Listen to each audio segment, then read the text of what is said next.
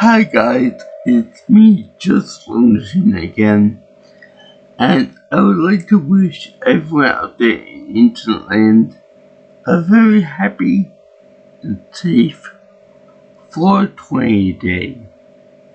Yes, indeed, this is the first year that I'm going to be doing a celebration of 420, which I always thought was a holiday or a thing dedicated to a drink or drinking, but no, it turns out to be something to do with marijuana, or the wacky tobacco, as some people would say.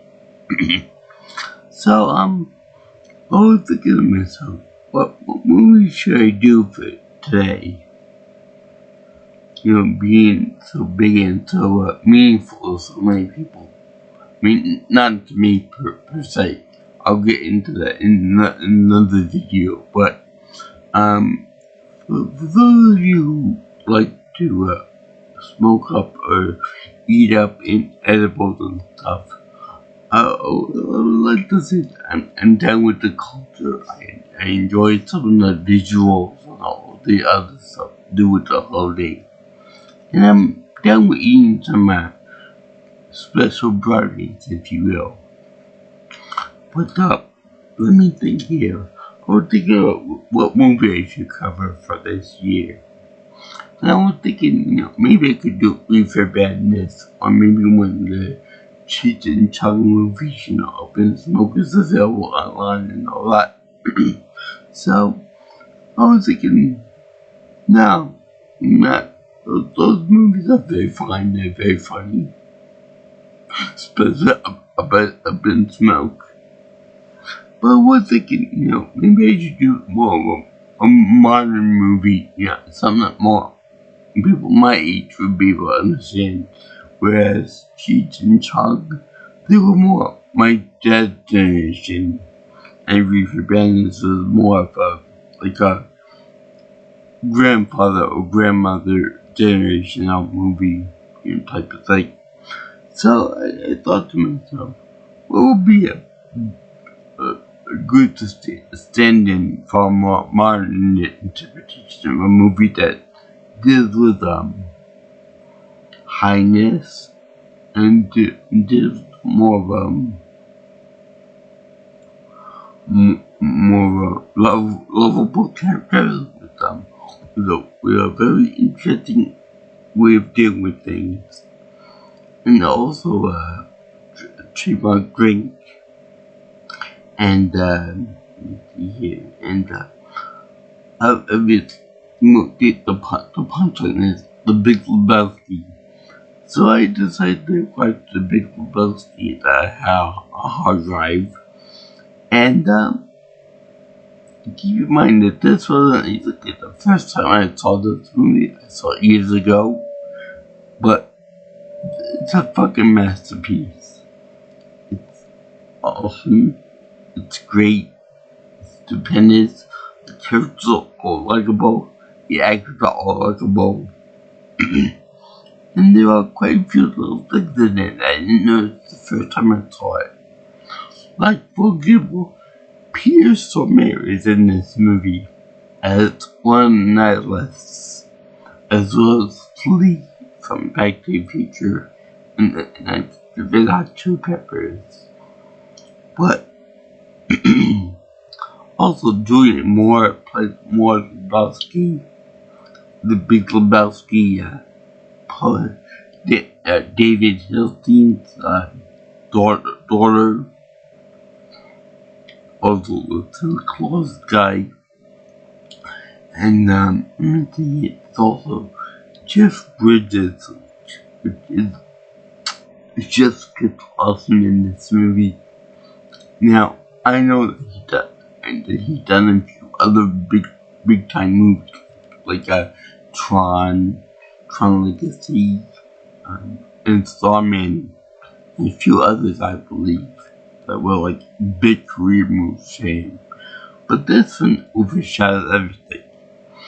His portrayal of the dude is very awesome.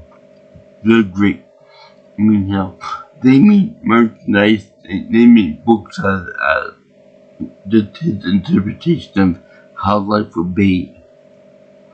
Like, life according to the dude abides, or philosophy, or some kind of like that.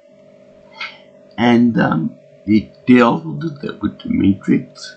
But with the Matrix, I feel like it's too, sci-fi for most people liking. But the dude is more like a relatable character, a burnout from the hippie era. So you could see that he's more of a realistic type person to get the philosophy, religion, politics, and all that. Plus for the fact that he's not really, like he says man and far out a lot, like a real hippie would do it, like we expect from a real hippie. But the funny is that, how should I put this, he's not a complete burnout. What I mean is that he's burned out from probably smoking too many drugs and stuff back in the 60s and 70s, but he's still got all this wherewithal. He's still intelligent, he still cares for people, particularly Big Lebowski, which we'll get to in a moment. But he's competent, he's smart, he's funny. So the other lovable characters like the Stranger, which is played by Sam Elliott, with trademark low voice, and it's so awesome. I like to think that Sam Elliott carried over the character of the Stranger over to the Ghost Rider movies. Well, the Ghost Rider movie, the first one anyway. And, it's also Walter, which is played by John Goodman. No, legendary role, I think. And it's so good that even, they carried it over to, the movie, the My Little Pony show. And you might ask yourself, how could Walter, a violent, aggressive, PTSD-ridden war vet from Vietnam, how could he possibly translate into a cartoon that's meant for little girls? Well, they did it. And I'm the one that I can notice it too. But there's one character, I think in the movie or one of the episodes, where he's with a horse that dressed up like Walter, and he's even got the crooked haircut, like a Marine or an Army sergeant. And that's just so funny. He doesn't do anything in the show, but it's still noticeable. And then we have Powerpuff Girl reference, by which they talk about, this is the partnership in the movie where the Big Lebowski has his wife kidnapped, and, he says that grown men cry, strong men cry. And it was really funny is that in the show, the Powerpuff Girls, that help with the mayor, is crying in the corner or something. And then he says that, strong men cry. Strong men cry a lot. Especially when his assistant, Miss Cerebellum, getting kidnapped by somebody, or killed one or two. And that's really funny. That's like one of the references that nobody knows about it. And I didn't know about it at first either until I saw the movie for the first time. And I said, oh yeah, that's where they got that from. Also, there's a very important thing about this movie. This movie came out in 98. So, another famous cartoon came out 1 year after, I believe, called Family Guy. Now, you might say to yourself, what the hell did this have to do with Family Guy? Well, it turns out that I think what they did was they said that Walter kept yelling at the character of Donnie in the show, in the movie. And Donnie played by Steve Buscemi too. So when he would say to him, shut the fuck up, Donnie, you don't know what you're talking about. This doesn't apply to you. I think that was translated into shut up, Meg. When Peter would say to Meg, shut up, Meg, you don't matter, and all that stuff. So that was funny. And on top of that, there's one scene in a bowling alley where they're all together and they have Donnie dressed like Peter Griffin would dress, with the white and the green shirt and the green pants and stuff. And that was really funny. So I think they got that from there. And let's see, they got the bowling alley thing from Flintstones, of course. But also that Let's Go Bowling thing got copied over from there to the game Grand Theft Auto 4. Especially when Roman Bellic kept obsessing about Let's Go Bowling. Now this is real funny because a whole thing that you could do in New York City or Liberty City, if you will, from the game. They had pick bowling. So I think that was a great reference to the movie.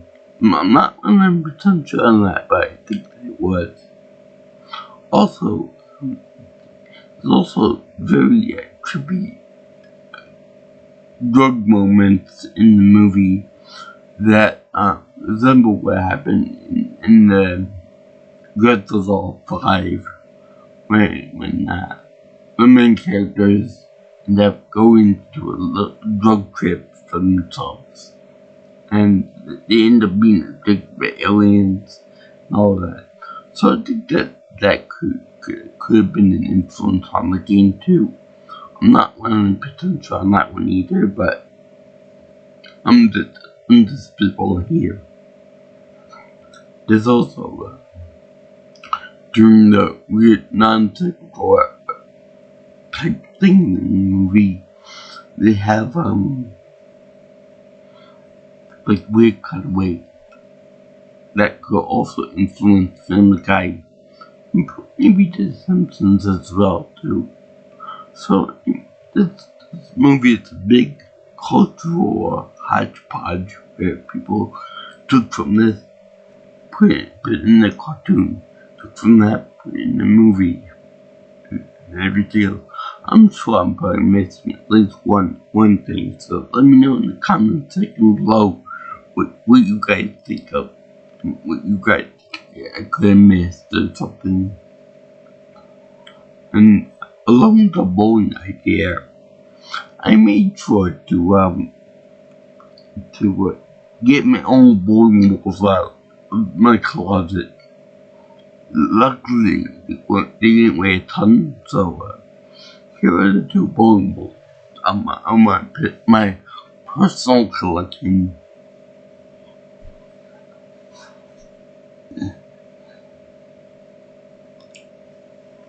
Yeah, one's got a snake in it, 2 snakes I believe, and one's got a Disney logo on it. So who would have thought that Disney made a bowling ball? let's see here now. Yeah, Jennifer Torres in this movie in a very weird role. He played a guy named Jesus, or Jesus Christ. More of a Christly figure than, say, Mr. Donald Trump. But I'm not going to talk about that in this one. No politics in this one. Even though he's just in the movie as a sex offender, and he goes around town having to tell everyone by law that I'm a sex offender and all that. For some reason he licks his bowling ball, which I think is purple or pink. Anyway, I would never do that because that's creepy and disgusting. And second of all, the bowl's gotta be fucking dirty. It's gotta be germ-rid and all that. So I would never put my mouth to a big bowl like that. Not even as a joke.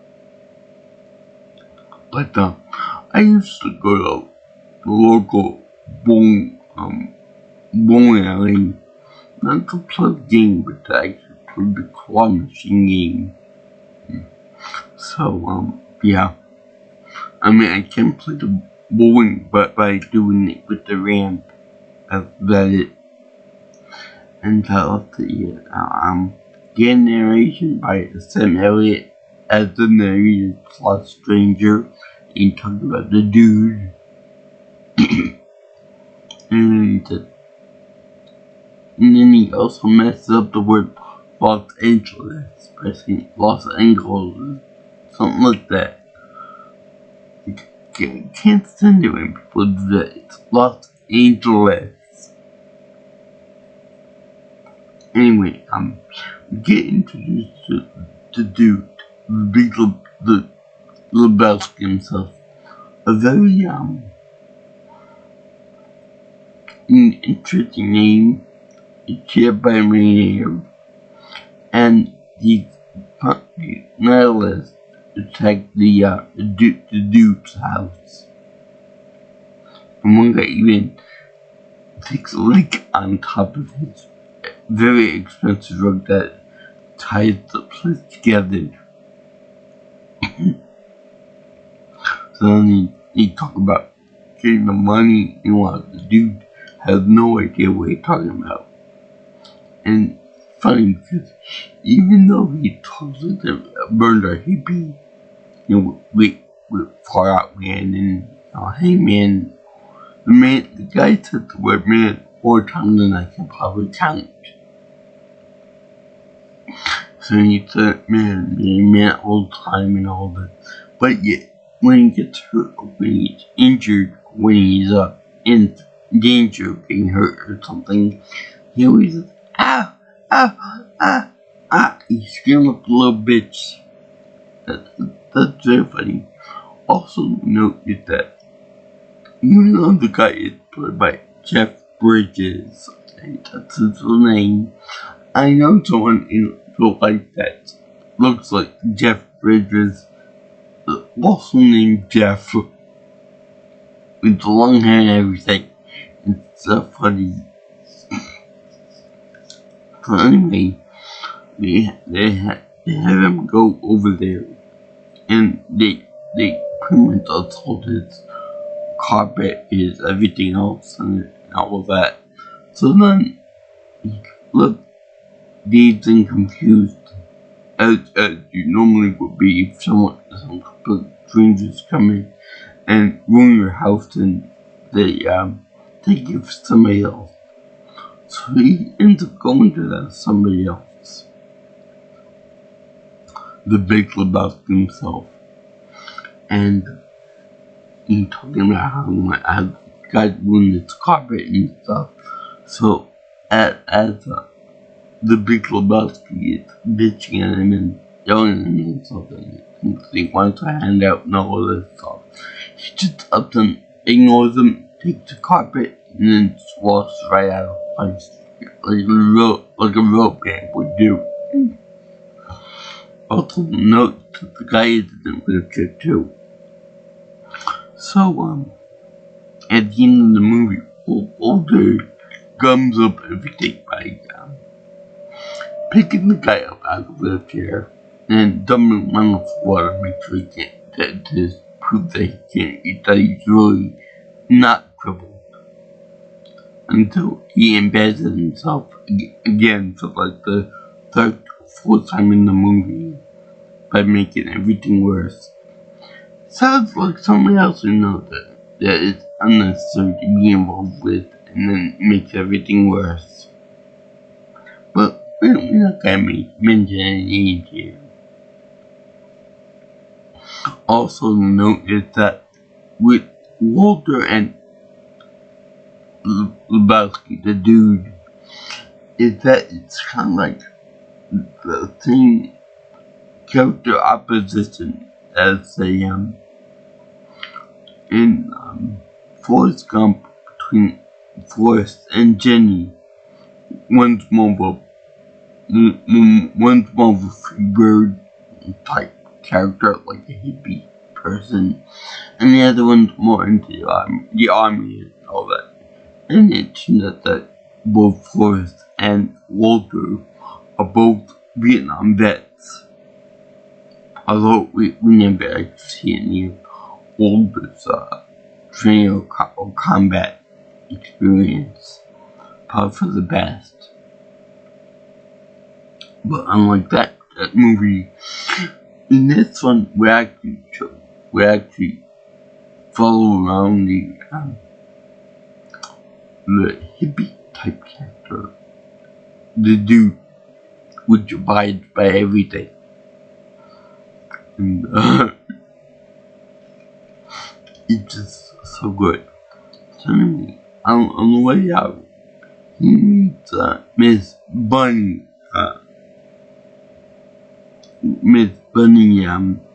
Lebowski, a much younger wife to the Big Lebowski, younger than his actual daughter Maud, played by Julia Moore.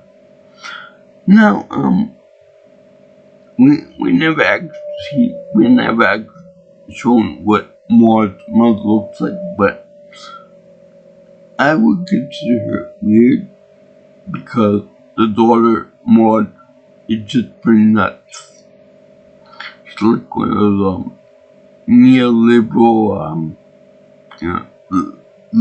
liberated females, and she's very sex and that kind of thing. Levi, she's more artistic and more expressive about sexual matters and other stuff. She comes with it bonkers, just nuts. Speaking of nuts, she ends up wanting to have sex and have a child by the dude. So, that's kind of weird pickle. Because she wants to conceive for him, doesn't want to be involved with the kid. And the weird part is that they both have the same last names, but they're not related by blood or marriage or anything, so it's okay in that regard. But it would just be very, very strange. It'd be like me having a kid with another language far away in the distant land of imagination land. It'd be allowed and all that, but it'd be very, very, very unusual. It'd be too weird for my taste. Even if the woman were single and all that, it'd be too weird for me. But anyway, his favorite drink, by the way, is a White Russian, or as he called the Caucasian. I would like to try it one day. Let me know what that is. So anyway, there's no actual drug in the movie. There's no actual pot or LSD or acid or whatever. No, the movie just does that. But come on guys, we know that whoever made this movie and this script up was obviously smoking some joints. Or they may have been involved with some of that stuff eventually at one point or another, because this movie has some very interesting visuals. So anyway, Bunny is very much into sexual pleasure, and I think that this, along with Van Wilder, was Terry's best role ever, along with the Big Lebowski himself, the dude. So she's very into carnal pleasures, and she even took this to do things to the dude for money, and we later find out she's a porn star. And Philip Seymour Hoffman in this movie too, and let me tell you, he's awesome at this role too, because the Big Lebowski is more emotional, more impulsive, more angry.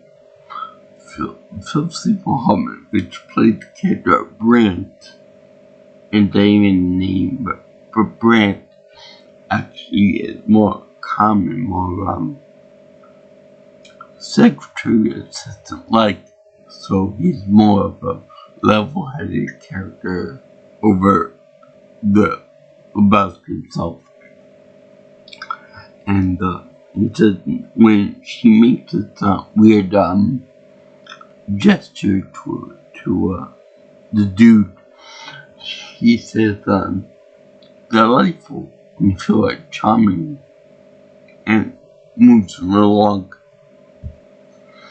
So anyway, there's a whole big thing about the Big Lebowski wanting to live a bunch to when we find out the Brand being captured and kidnapped, the Big Lebowski wants to give dude $1 million to exchange for her life.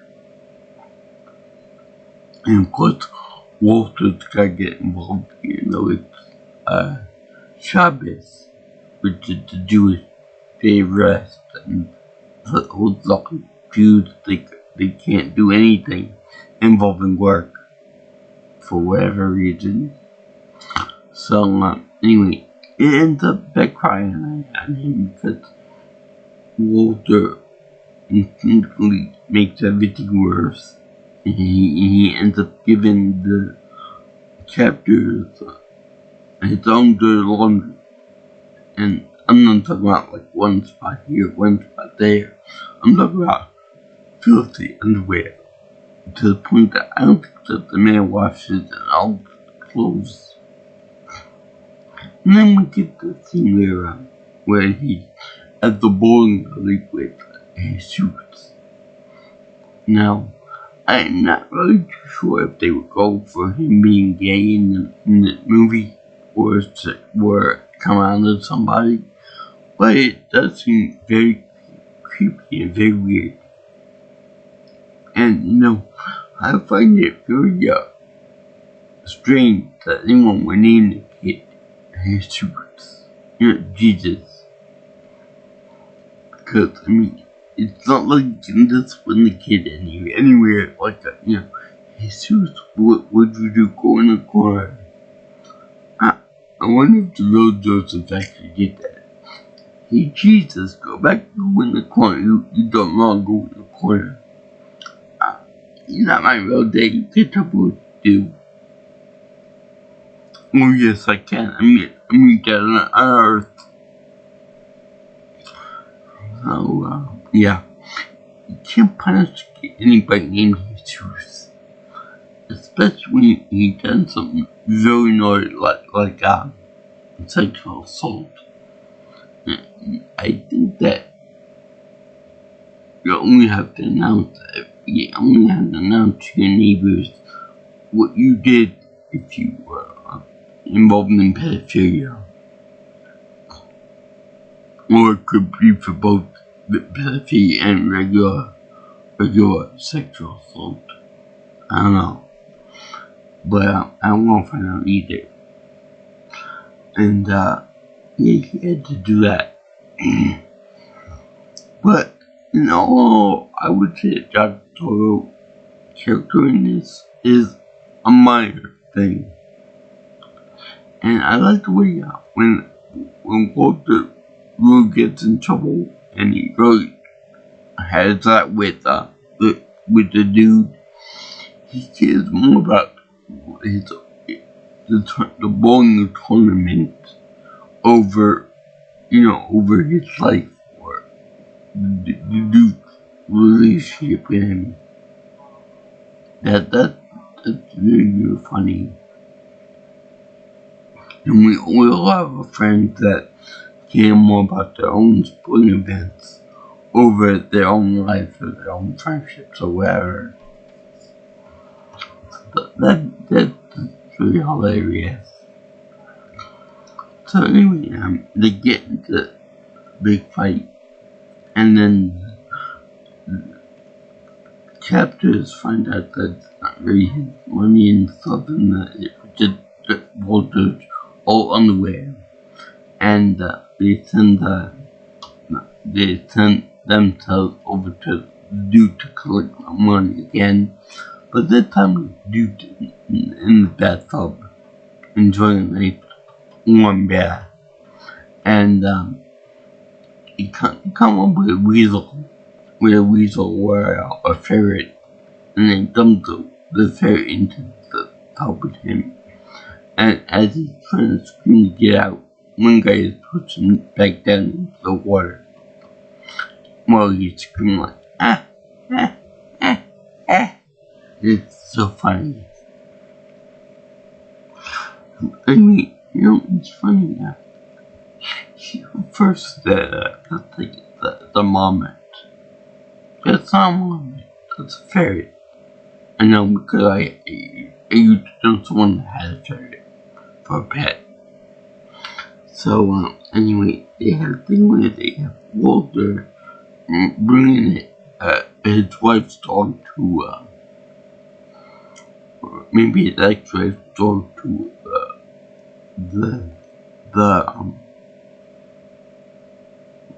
the bowling ground. And he called it a Pomeranian. That's not a Pomeranian. At one point, my mother had a Pomeranian, and there ain't no Pomeranian. I think that's not a Shih Tzu. I forgot what it was, but no Pomeranian. Pomeranians look like a big puffball. That's not a puffball. That's not a puffball. So anyway, the Big Lebowski gets pissed off at Walter and the dude for not bringing back Bunny, which I think that could be referenced to the Powerpuff Girls too, because in one episode they create another Powerpuff sister and it turned out to be named Bunny, so that could be a reference to it too. So anyway, they come up with the thing where it turned out that the nihilist mailed the Big Lebowski a toe of his lover, and Walter and the guy don't like that really money that somebody else told, and it turned out to be right. To be one of the nihilists, one of their friends, or maybe it could just be a hooker or something. that they cut the toe off. So anyway, they meet in the limo, and the guy, Brent, even says, "It's our concern, dude. Answer them." So that's a fun line from the movie. And then they have that thing where they think that the money is taken them by kid. So they think that the car that he owned in front of the house is the kid's. And the car in question is like an A-seated Corvette. I know because I used that one of those with the big windows in the back. So then to make the kid tell where the money was, so he thinks that the kid stole from him. After stealing the dude's car, he takes a big crowbar, bashes out the windows and the lights of the car.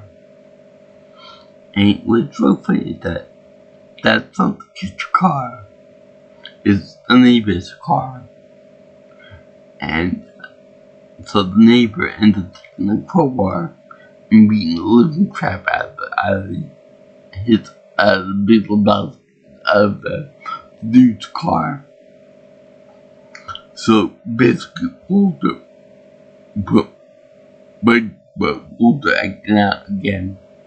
It made the punishment come out on the dude's car this time again. It's funny because when we were driving in the car, he was like, he had a big puss on his face. Like, right away that he wanted to bash Walter's face in for me and Big throwing his side and stuff. That was just funny. And then the end of the movie when he got scared, drying his ashes, and he wounds it again by flushing back the knob and all that. And then the Big Lebowski really loved to have it. So anyway, again, Walter ruins everything by it's Macho Man bullshit and everything. So then you get this weird hint in which the dude hallucinates or dreams about something involving Maud Lebowski jumping on trampolines topless and then rolling around like trying to make sure that his donate sperm coats, I guess, her uterus, vagina or something. I don't just the technique that women use to get pregnant and stuff. And she's just insane. She's just really liberal and nuts.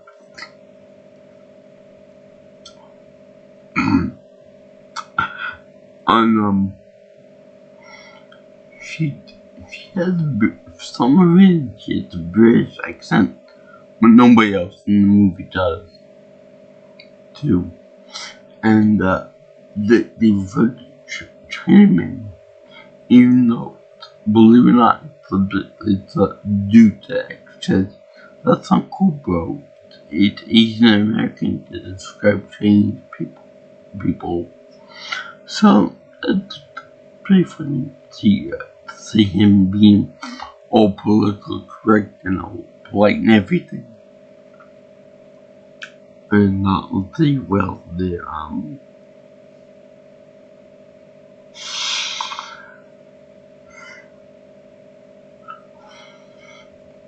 It turns out that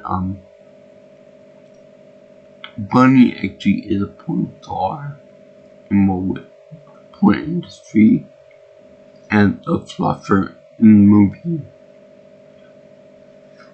was none other than Pierce Brosnan, the best Satan in the whole wide world. No, seriously, he's the best actor that played the devil I've ever seen. From Constantine.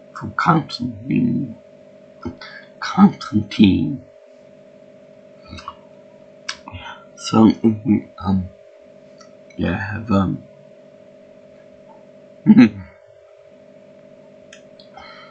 yeah, and then,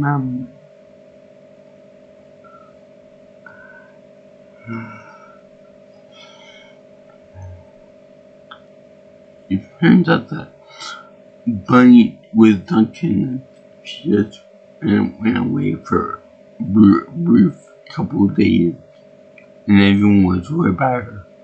Meanwhile, the Big Lebowski didn't want her to be found and wanted her killed instead.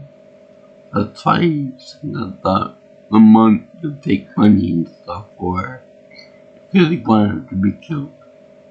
Nice husband. And that was the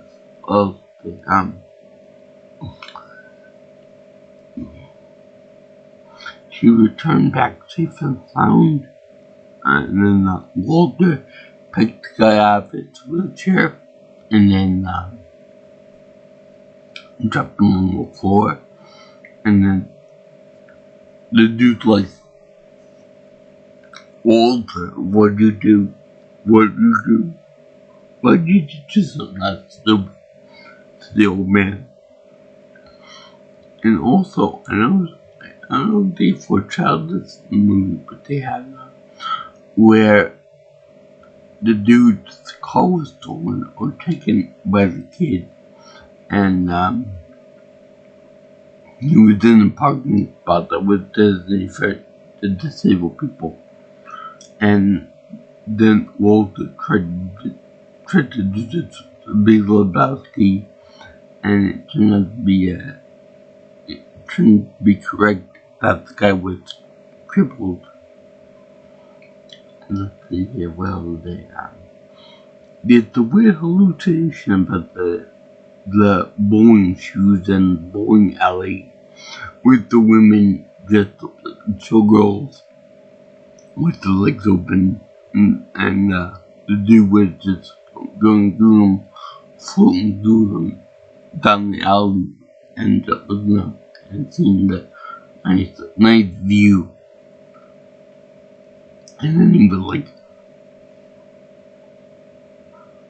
his face was very dopey, and he made up with the porn star director, and that's when he got drugged in. That's when he had the vision of the women and stuff and more, dressed like a female version of the Patrolling Guard from Roman allegiance and all that.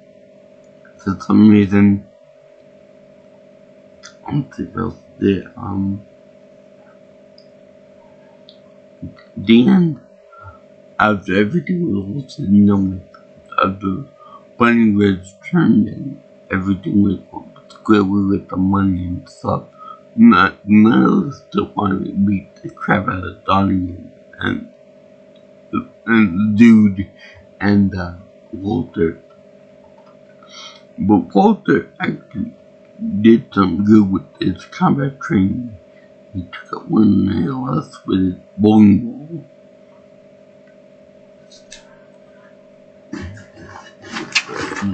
With my bag here, he treated that one again and got him in the stomach.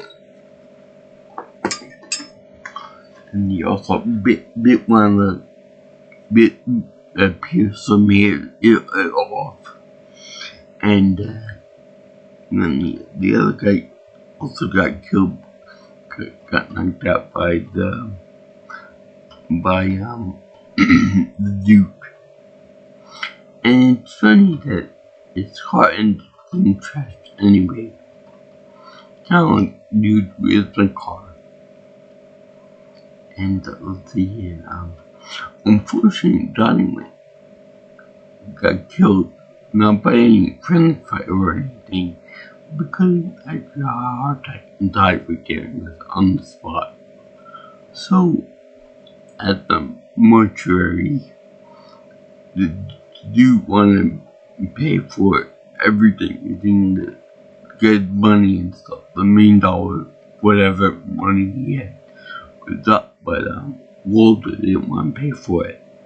And he made it like a little scene in front of the film director, because the film director wanted some cheapest earned for the job of spraying giant ashes everywhere on the Pacific Ocean. But he couldn't do it. He didn't want to spend that much money, $180 on something like that. So they ended up collecting on like a Folgers coffee can. Yeah, real plastic guys. So then when you spit them out into the ocean, the wind took all the dust and put it back on top of the dude.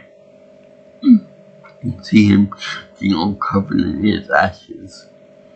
I like the Dakota Spoiler in the movie, in the game, the God of War. So then he's like, you're fucked up again. Walter fucked up again. And what the hell did anything dying did in his life have to do with Vietnam? You always ruin everything. You always fucking ruin everything, Walter. And this time, actually, Walter was apologetic for everything he did in the past, and so that's fun. So it was actually really funny, seeing like that, actually being confronted by the hippie guy about what to do. And he actually did bowl a nice strike, whereas when Johnny went to go bowl, he got every penny except one, and then was in like the middle area of the triangle pins. So anyway, he also showed the stranger Simulate doing his narrating stuff, but they showed him in there, and they met with each other, which I was kind of too much in movies. Normally the narrator is like off screen somewhere and talking off screen. So that was actually pretty nice. But welcome change. I love Sam Elliott as narrator was a stranger in the movie. He was awesome.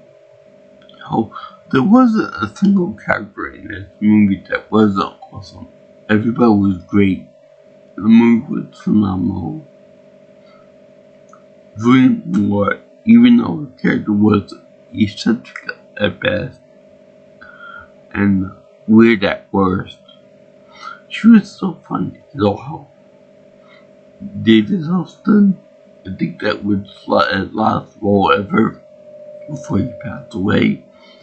Excellent job at Big Lebowski, a good, rich, conservative guy, and it was funny. Terry as Bunny was awesome. John Turturro as the weird sexualized character. He actually reminded me a lot of what would become Quagmire for some reason. And Donnie, poor Donnie. I feel so sorry for the poor guy, always getting a little bit by Walter, always getting beaten up by him verbally, and then dying of a heart attack at the end of the movie. And I just thought of the Big Lebowski's car, the dude's car, would get thrashed and beaten up on. And it's funny, the guy ended up beating up the Corvette with the crowbar, and it smashed all the windows and stuff.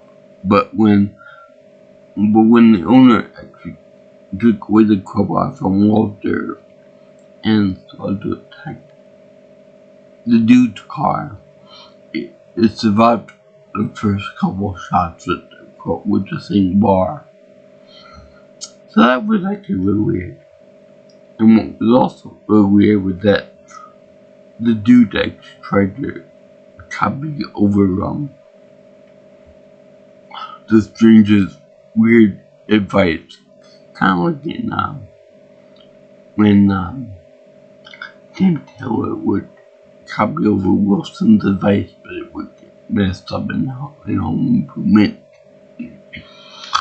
So anyway, that was really funny.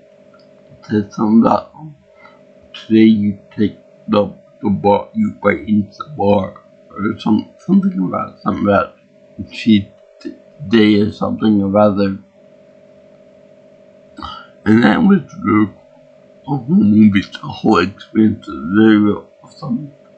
There was some weird parts on the movie. There was some good parts, there was some weird parts, and it was all very delightful and very funny. No wonder this movie is really recommended and really fun to watch. Not everyone will like it though, but the only actual thing that's questionable is the toe cutting, the toe part, and the part about nudity, just women topless. And for some reason they have one porn star in there that's Asian, but it's not named in the credits or any sequences. It's kind of a disappointment, but what you can do? She was only in it for like 30 seconds, and that was it. I don't think yet.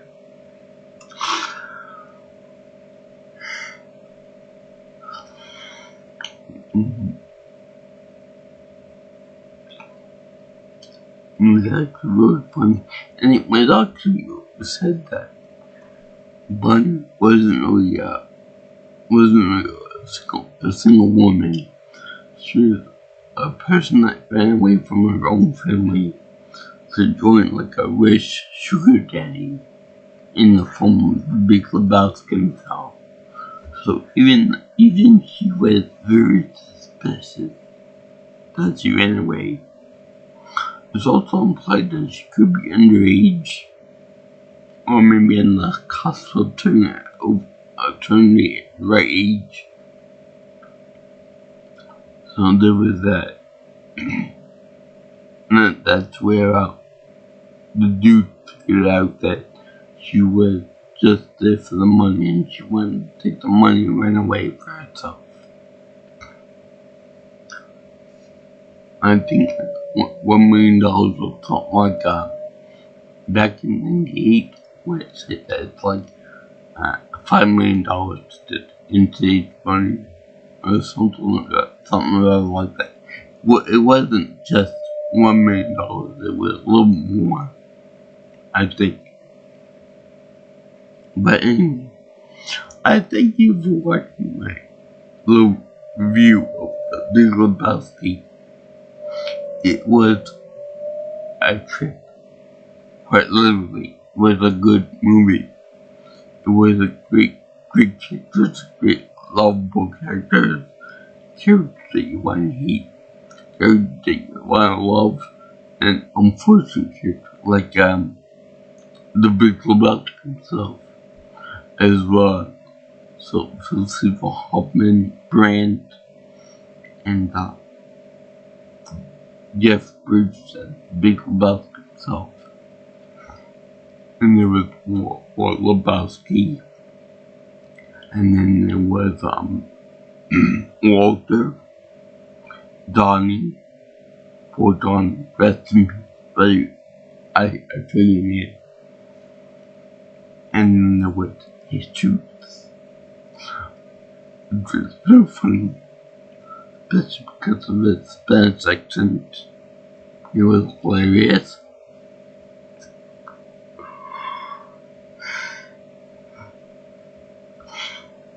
And then look at the other influences of this movie, like the Family Guy episodes, My Little Pony character, the mayor from Powerpuff Girls. Everything was so playful and so fun. That's when you come up with the dude in politics, the dude in religion. You should be more like the dude in your philosophy and all that. That was pretty fun. More relatable than the Matrix ideology and whatnot. So yeah, I did this for 4/20/2026. Next year I might do something like Reefer Madness, or I might do a Cheech and Chong movie or something. But yeah, if you couldn't tell by now, I give this my definite happy face to put Silver Pool, because the dude abides. The dude abides. No, let me just say, but abiding, I think what it means, you allow something to happen. You don't approve of it, but you allow it. Because I think he was looking for approves. The dude approves of it. But let's see here. If you like what you see here and you want to see more on my channel, like, comment, share, and subscribe to my channel. You can also contact me for future information on my videos by calling me or texting me at 631-707-3707, or you can follow me on Twitter or X at PNelsonPro. My email is jjsviewingchannel@gmail.com. And look here, I salute all you guys who like the Coen brothers who made this movie. I would like to thank, I would like to, involve in, I would like to salute anyone like comedies or like, drug type movies, or movies that are for like the comedies and all that. Plus, I got a question. Is the dude actually based on anyone? Is the stranger actually based on anyone? You must know someone that this character remind you of, whether it be the dude, the Big Lebowski himself, the stranger, Maud, Jesus, Donnie, Walter, all these other characters you got to think of. And I believe that the nihilist movement, whether German, a